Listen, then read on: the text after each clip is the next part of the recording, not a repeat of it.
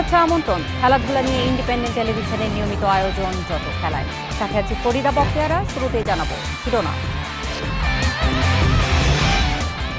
টাইগারদের পাকিস্তান সফরে সরকারের সবুজ সংকেত। আইপিএল এর জন্য মুস্তাফিজ ও পিএসএল এ খেলতে বিসিবির এনওসি পেলেন সাকিব।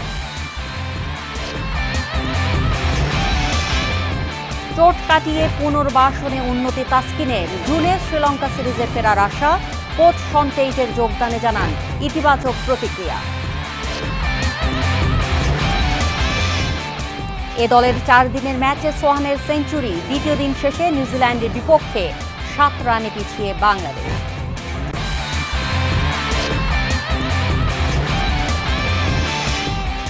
সাফ অনূর্ধ্ব 19 চ্যাম্পিয়নশিপে বাংলাদেশের ফাইনালে ওঠার লড়াই কাল। অরুণাচলের মাঠে প্রতিপক্ষ নেপাল। এবার বিস্তারিত। পাকিস্তান সফরে দল পাঠানোর জন্য সরকারের সবুজ সংকেত পেয়েছে বাংলাদেশ ক্রিকেট বোর্ড। পিসিবির পরিবর্তিত সূচির প্রস্তাবে সিরিজ হওয়ার সম্ভাবনা জোরালো। এদিকে আইপিএলে দিল্লি ক্যাপিটালসের হয়ে খেলতে বিসিবির কাছ থেকে এনওসি পেয়েছেন মুস্তাফিজ। সাকিব আল হাসানও পিএসএল খেলায় অনুমতি পেয়েছেন বোর্ডের কাছ থেকে।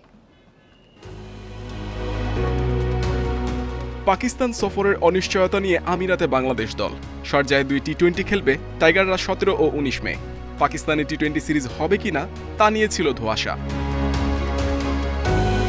অবশেষে সরকারের সবুজ সংকেত মিলেছে। আমিরাত সিরিজ শেষে পাকিস্তান যাবেন লিটন শান্তরা।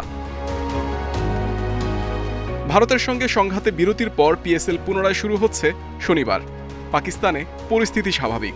পিসিবি পরিবর্তিত সূচি প্রস্তাব দিয়েছে বিসিবিকে। 27 মে শুরু হয়ে সিরিজ শেষ 5 জুন। জাতীয় দলের ব্যস্ততার মাঝেই আইপিএলে হঠাৎ ডাক পেয়েছেন মুস্তাফিজ। এরই মধ্যে বিসিবির কাছ থেকে এনওসি পেয়েছেন। বোর্ডের পক্ষ থেকে জানানো হয়েছে আমিরাতে 2 টি-20 খেলতে হবে ফিজকে। লিগ পর্বে দিল্লি ক্যাপিটালসের 2 ম্যাচের জন্য যোগ দিবেন। জাতীয় দল থেকে দূরে থাকা সাকিবও আলোচনায় পিএসএল এর সৌজন্যে। লাহোর কালান্দার্সের হয়ে খেলার প্রস্তাব পেয়েছেন টাইগার অলরাউন্ডার। বিসিবি এনওসি দিয়েছে। 18 মে লাহোর কালান্দার্সের হয়ে ক্রিকেটে ফিরতে পারেন সাকিব। Muhammad Nazim, independent news.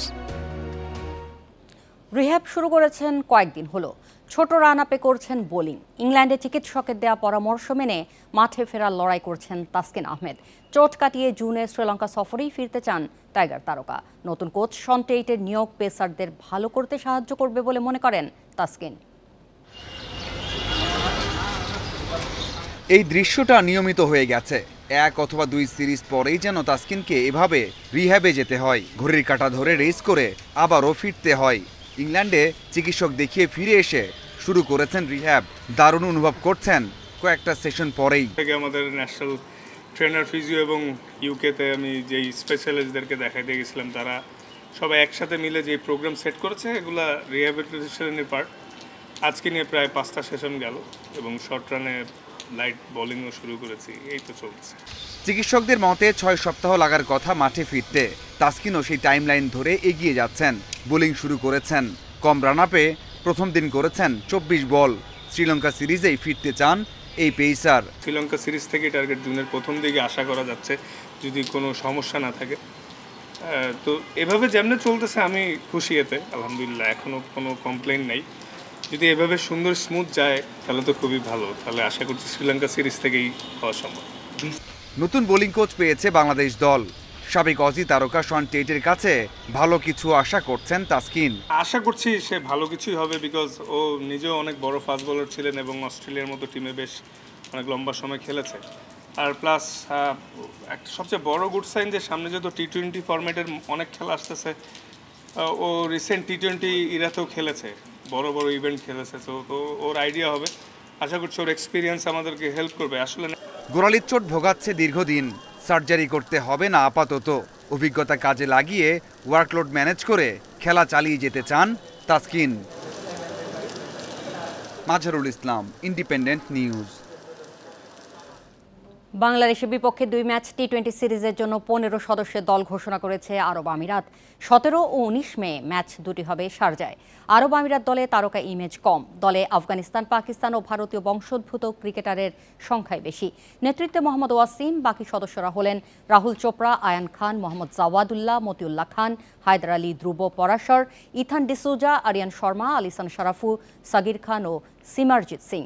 দল ঘোষণার সঙ্গে ম্যাচের টিকিট বিক্রিও শুরু করেছে আমিরাত ক্রিকেট বোর্ড।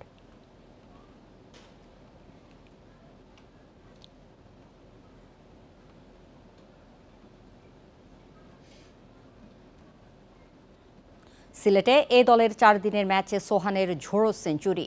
বৃষ্টিবিঘ্নিত দ্বিতীয় দিনে টপ অর্ডারে ব্যর্থতার পর সোহান অঙ্কনের জুটি বাঁচিয়েছে। প্রথম ইনিংসে এখনও 7 রানে পিছিয়ে স্বাগতিকরা। হাতে 2 উইকেট নিয়ে আরও 30 রান যোগ করে নিউজিল্যান্ড। অল আউট হয় 256 রানে।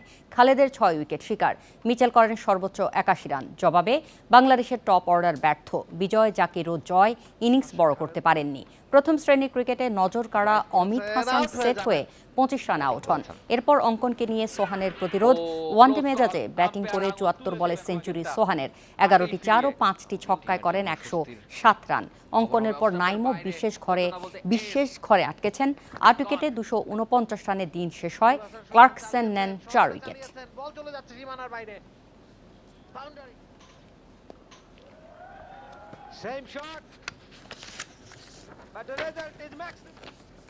অনূর্ধ্ব 19 সাফের সেমিফাইনালে কাল নেপালের বিপক্ষে নামবে বাংলাদেশ।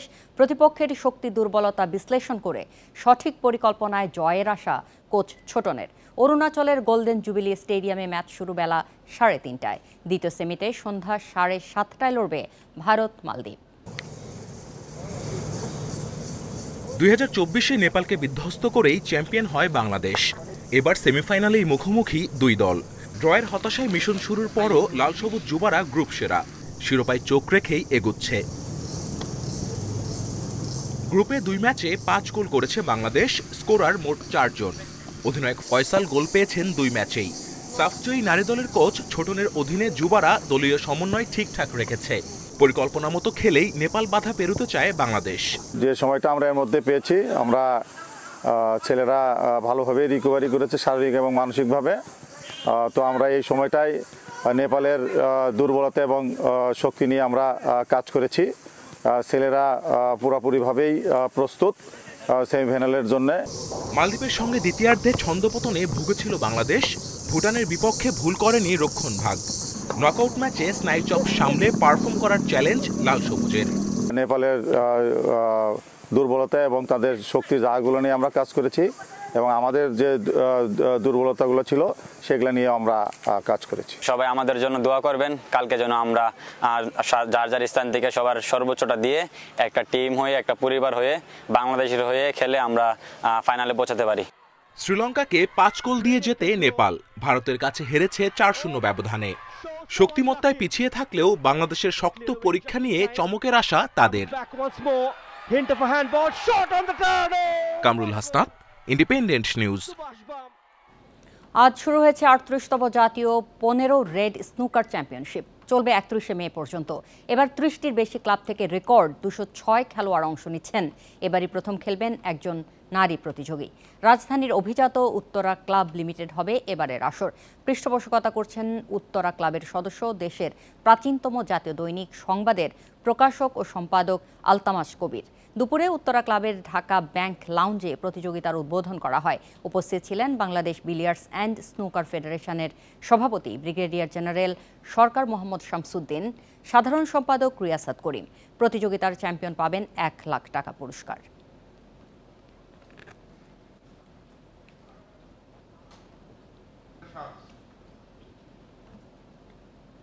লা লিগায় আজ কাতালান ডার্বি। রাত 1:30টায় স্পানিওলের বিপক্ষে লড়বে বার্সেলোনা। জিতলেই শিরোপা পুনরুদ্ধার করবে কাতালান জায়ান্ট। সবশেষ ম্যাচে রিয়ালকে গুঁড়িয়ে শিরোপা জয় থেকে মাত্র 1 ধাপ দূরে বার্সা।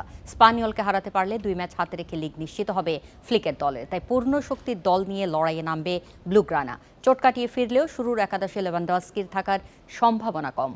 কার্যটিলতায় ইনিগোর সার্ভিস পাবে না অতিথিরা। রাফিনিয়া, ইয়ামাল, পেদ্রিদের উপর ভরসা কোচ ফ্লিকের। হেড টু হেডে কাতালান দলটির দাপট 55 দেখায় 32 জয়ের বিপরীতে হেরেছে মাত্র 6টি। ড্র হয়েছে 17 ম্যাচ, তাই এগিয়ে থেকেই লড়াইয়ে নামবে বার্সেলোনা। 51 বছর পর কোপা ইতালিয়ার শিরোপা জিতল বোলোনিয়া। এনদোয়ের একমাত্র গোলে এসি মিলানকে হারিয়ে ট্রফি জয়ের উল্লাসে মাতে দ্য রেডস। অন্যদিকে 2016 ও 18 সালের পর আরও একবার শিরোপা পুনরুদ্ধারে ব্যর্থ মিলান জায়ান্টস। শেষ হলো অপেক্ষার প্রহর। এসি মিলানকে চমকে 5 দশক পর শিরোপা ঘরে তুলল বোলোনিয়া। ফুটবলের শীর্ষ পর্যায়ে 51 বছর পর এটাই দ্য রেডসের মেজর কোনো ট্রফি, তাই তো উল্লাসটা ভিন্ন আমেজের। রোমে অবশ্য ম্যাচের শুরুতে এগিয়ে যাওয়ার সুযোগ হাতছাড়া করে এসি মিলান। 4 মিনিটের মাথায় 6 ইয়ার্ড বক্স থেকে লক্ষ্যভেদ করতে ব্যর্থ হন জেমিনেজ। কিপার মাইগনানের দৃঢ়তায় 8 মিনিটের রক্ষা পায় রোজনেরিরা। 2 মিনিট পরই স্পটলাইটে বোলোনিয়া কিপার। ডাবল সেভে জাল অক্ষত রাখেন স্কুরোভস্কি। প্রথমার্ধে পজিশন আর আক্রমণে আধিপত্য দেখিয়েছে দ্য রেডজি, কিন্তু জালের দেখা পায়নি। প্রথমার্ধের উত্তেজনা শেষ হয় গোলশূন্য সমতায়। বিরতির পর আর আটকে রাখা যায়নি বোলোনিয়াকে। 53 মিনিটে এনদোয়ের লক্ষ্যভেদ উল্লাসে ফেটে পড়ে রোমের অলিম্পিক স্টেডিয়াম। এবারের আসরে সুইস উইঙ্গারের এটি প্রথম গোল।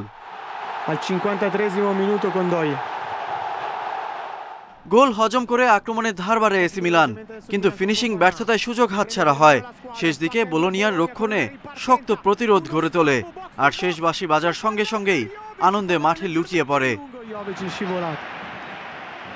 2003 সালের পর 3 বারের চেষ্টায় শিরোপা পুনরুদ্ধারে ব্যর্থ এসি মিলান। অন্যদিকে রোজোব্লুর জন্য এটি শুধু একটি শিরোপাই নয়, এটি একটি শহরের দীর্ঘ অপেক্ষার অবসান। দিনটাকে নিশ্চয়ই স্বর্ণাক্ষরে লিখে রাখবে বোলোনিয়া সমর্থকরা। Ghalib Hasan, independent news. এই ছিল আজকের যত খেলায়। ইন্ডিপেন্ডেন্ট টেলিভিশনের সব খবর বিস্তারিত জানতে চোখ রাখুন ফেসবুক, ইউটিউব ও এক্সে। আমন্ত্রণ পরের আয়োজনে।